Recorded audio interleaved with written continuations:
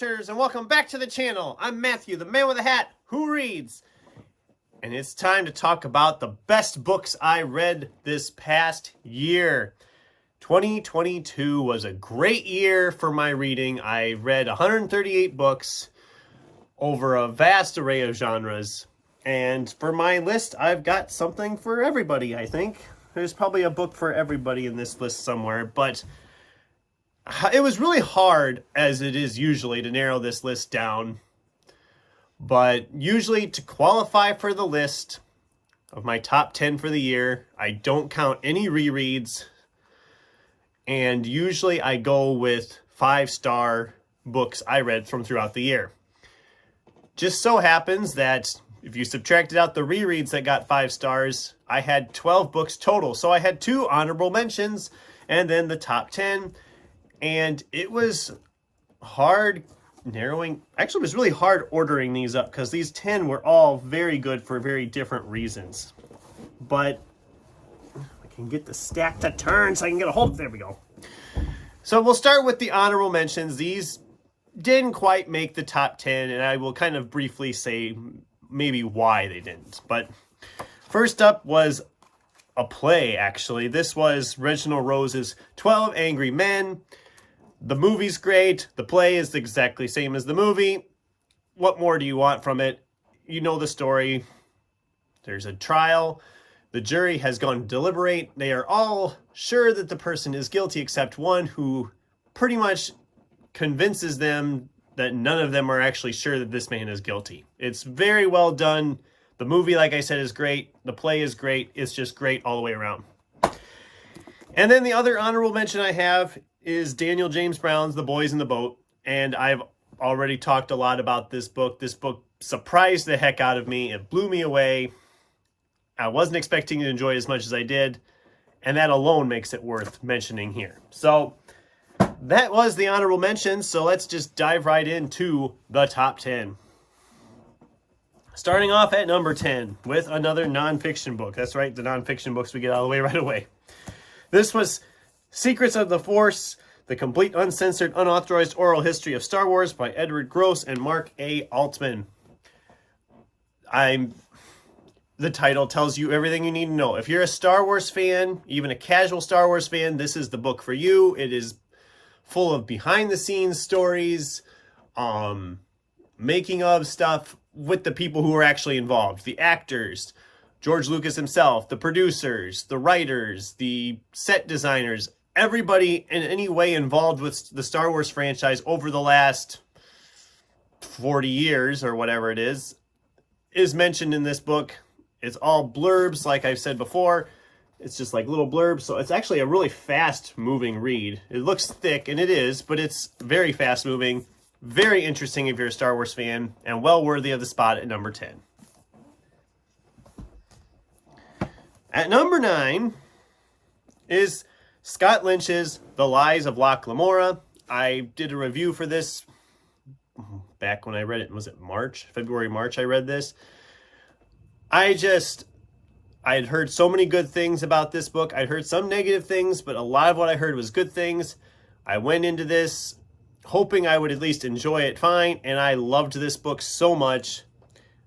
I picked up the sequels. I'm actually just started the second book as I'm filming this, so this is well worth it if you're looking for a fantasy book that isn't too dependent on the magic system. There is a bit of a magic system, but it's not necessarily the main focus. It's essentially thieves in a fantasy type world. And I just really, really, really enjoyed this.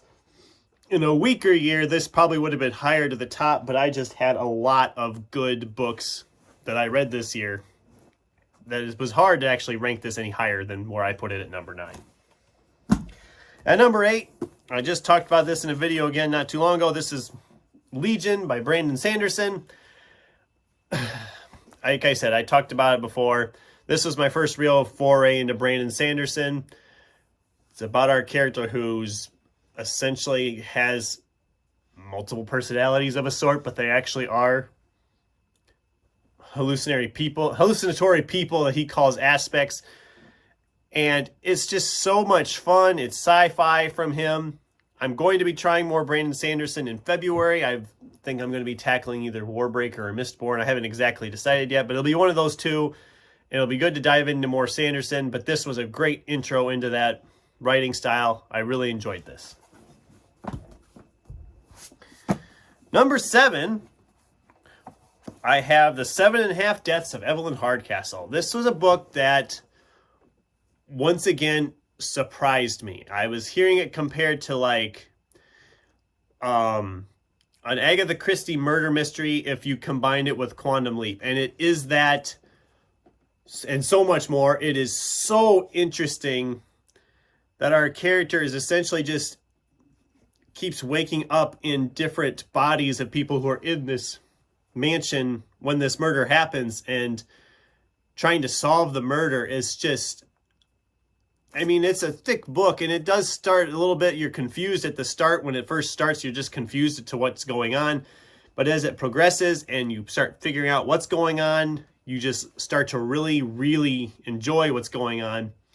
And it's a book that would merit from rereads because you'll pick up more, I think, on the rereads than you did the first time through necessarily. I'll be honest, I didn't have the murder figured out. And I really, really enjoyed this. This was so much fun, so good, and definitely worth checking out if you haven't already. At number 6, we have Jason Arnopp's Ghoster. I've talked about this book for a while already. I didn't love it as much as his previous novel, The Last Days of Jack Sparks. The reason I did love this, though, because I was struggling with it for a little bit, but what saved this book for me was the last 50, 60 pages, because it just goes completely insane. And I did not see the ending coming the way it was then revealed. It is so original, so unique. For those of you who didn't watch the review or don't know what the book's about, this gal is getting ready to move in with her new boyfriend to their new apartment. She gets there, the apartment's empty, he's gone, his possessions are gone, everything's gone, and she has no idea what's going on, but she finds his cell phone, and it really just completely goes downhill from there, as a novel like this typically would. It is so creepy, bizarre, strange. I can't recommend it enough. I can't recommend this author enough. If you haven't read Ghoster or Last Days of Jack Sparks and you're a horror fan, definitely be getting those checked out because I think you'll enjoy both of them. All right, the top 5. We're up to the top 5.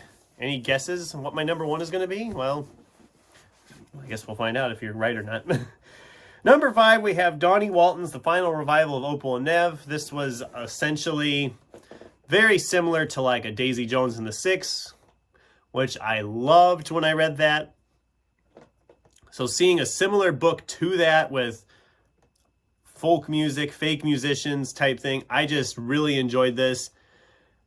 More so than I expected to. As it started, I was like, okay, I've heard good things, but is it going to be as good? It really was as good. If I had to give the edge, Daisy Jones is still the better novel, I think. This was really good, though. Definitely check this out if you haven't already.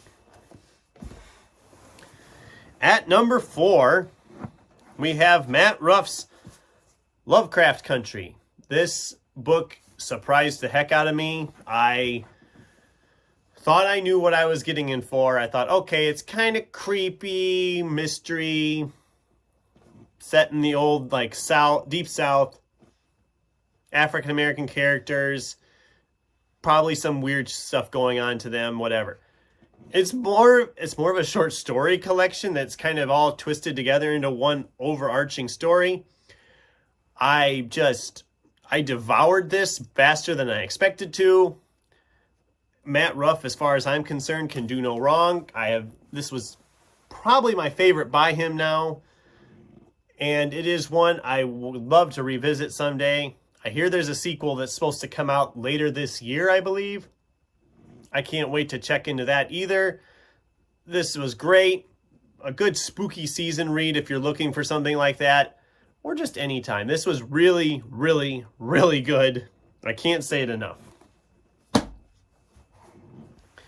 At number 3, we have Nicholas Eames' Kings of the Wild. Now, 2022, when I first started off in the year, I was joining into BookTube, I started watching different booktubers, and a lot of them were talking fantasy stuff. And I realized that I hadn't read a lot of straight up fantasy in years, surprisingly. And so I started buying all these fantasy books that everybody was raving about, and now I have a huge stack of them I need to read, but that's what this year's for. But I did pick up this one early on. And I gotta tell you, I loved this. I know there's some people who didn't enjoy this, but it's just so much fun. I had such a fun time with this book. I am definitely going to pick up the sequel. I haven't gotten to it yet just because the closest Barnes & Noble I have sucks, and their fantasy section never has anything I'm looking for. But I will get to it at some point. I will pick the sequel up and probably read it sometime later this year. Maybe this summer would be a good place. I did this one in the summer, so the next one in the summer would be good. But yeah, if you have this one in your stack and you haven't read it yet, check it out. I think you'll enjoy it. Number 2, I didn't have my own copy for. I actually had to order a copy, and I actually gifted it to my girlfriend too because I figured she would love this as well. This is Grady Hendrix, The Final Girl Support Group. I've been reading Grady's stuff over the last couple years. This is by far my favorite by him. I loved everything about this. It's poking fun at the slasher genre of horror movies by literally doing the exact same things. And that's what's great about Grady Hendrix with his horror comedy type novels. He's literally poking fun at the tropes of these different horror tropes while also doing the same thing. I mean, you had the whole vampires with the Southern Book Club's Guide to Slaying Vampires, and there's just so many different things that he does, and he's just great at what he does with these horror novels. And I'm not gonna lie, I said it back in the review video, I'm saying it again. This is literally the best author picture I've ever seen in my life. Fight me, I will die on that hill, because that is a phenomenally fun picture, and it tells you everything you need to know about the tone of Grady Hendrix's writing.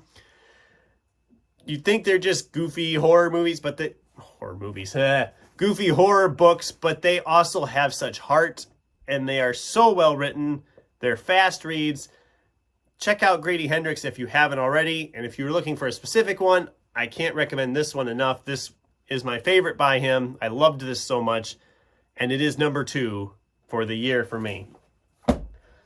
But number 1, if you follow the channel at all, should not be a surprise because I had a lot of really great books I talked about, but you might have noticed there's one I haven't mentioned on this list, and that's because it's number 1, and that's Christopher Ruocchio's Empire of Silence. Everybody that I was following was talking about this series this year, or they were raving about this book, and I kept thinking it can't be that good, because whenever anybody gets really vocal on something, I immediately start to question it. I'm like, it can't be as good as they say. It is phenomenally good. It's just throughout the world building, the characters, everything. There's just so much going on. The world building alone is just great. The characters are, like I said, they're all interesting characters. You're rooting for these characters, even though you know just by reading that some of these characters are probably going to have a pretty sad end. And I can't wait to get a hold of the sequels and get started on reading the sequels. Everybody's raving about this series, and the hype is real. If you're looking for a great sci-fi epic, I can't recommend Empire of Silence enough, and that is why it is my favorite book of 2022. And that is my list. The top 10 books I read in 2022, plus 2 honorable mentions. It was a good year, and 2023 is already shaping up to be a good year, I think, too. Just looking at the books I have sitting around to read, it's going to be a good year. I really do believe that. And like I mentioned in some other videos, if you're big into fantasy, you're in the right spot, because I'm going to be reading a lot of fantasy this year. I can see it already. I've got a couple lined up for January. February is going to be Fantasy February. And I'm going to thin out my stacks a little bit, I think. I've got a lot of books sitting here. And I'm not going to stop buying, but I'm going to try to slow my buying. I got a planned buying trip in January. I haven't figured out when I'm going yet. And I will probably buy some books then, of course. But then I'm going to try to just hold off on buying books for a little while. Just slow down, thin my stacks. And that is probably a lie, but we're going to try it anyway and just see what happens. But that was my list. What were your guys' favorite books of 2022? If you haven't done a video already, I know there's a bunch of videos like this out there. So if you watched this one, thank you, because apparently, like I said, there's so many top 10 lists right now, and I'm a little late to the party, but that's okay. I like to wait till I get to the end of the year before I put the list together. So let me know in the comments down below what your favorite novel of the year was that you read, or which of these, if any, you've read. I'd love to get a conversation started with you guys. Thanks for watching, and until next time, keep turning pages.